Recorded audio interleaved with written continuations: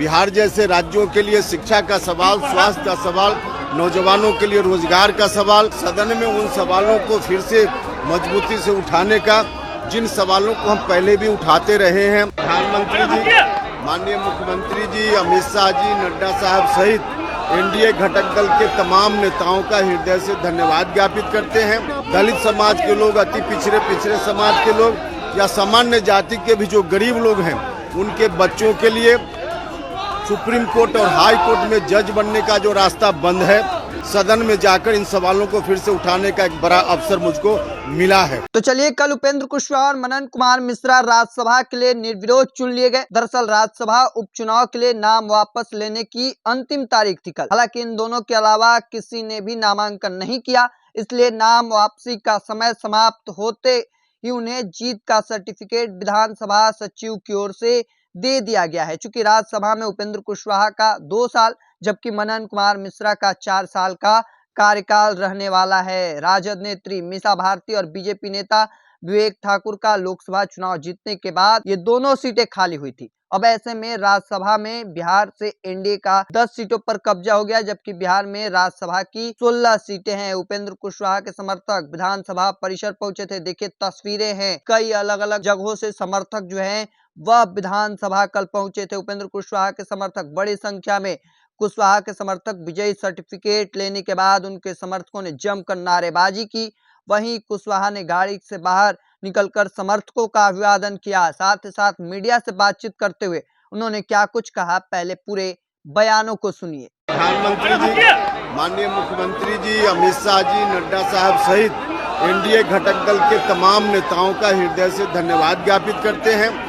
और यह जो अवसर मिला है सदन में उन सवालों को फिर से मजबूती से उठाने का, जिन सवालों को हम पहले भी उठाते रहे हैं, जिसमें शामिल है बिहार जैसे राज्यों के लिए शिक्षा का सवाल, स्वास्थ्य का सवाल, नौजवानों के लिए रोजगार का सवाल, और जो वंचित समाज के लोग हैं, दलित समाज के लोग, अति पिछड़े समाज के लोग या सामान्य जाति के भी जो गरीब लोग हैं, उनके बच्चों के लिए सुप्रीम कोर्ट और हाई कोर्ट में जज बनने का जो रास्ता बंद है, उस रास्ता को फिर से कैसे खोला जा सके, इन तमाम सवालों पर हम पहले से बात करते रहे।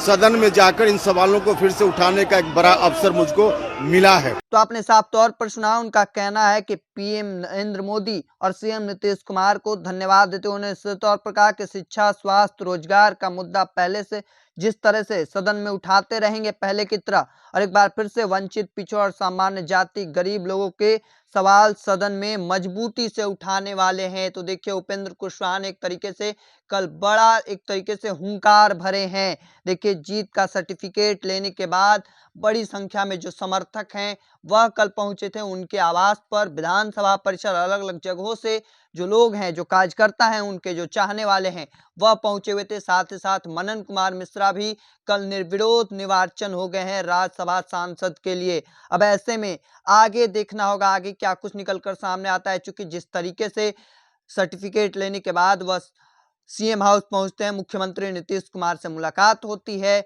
उसके बाद कि अब आगे दिशा निर्देश क्या कुछ बातचीत हुई है वह भी निकलकर सामने आएगी। देखते जाइए आगे आगे क्या कुछ होता है। चूंकि जिस तरीके से सर्टिफिकेट लेने के बाद वह सीएम हाउस में मुलाकात करने गए हैं, बातचीत हुई है, एक औपचारिक मुलाकात कही जा रही है, तमाम जो बातचीत हुई होंगी। अब ऐसे में आगे आगे क्या कुछ होता है यह भी देखना काफी दिलचस्प होने वाला है। तब तक के तमाम हर अपडेट को देखते रहने के लिए द इंडिया टॉप देखते रहें। धन्यवाद।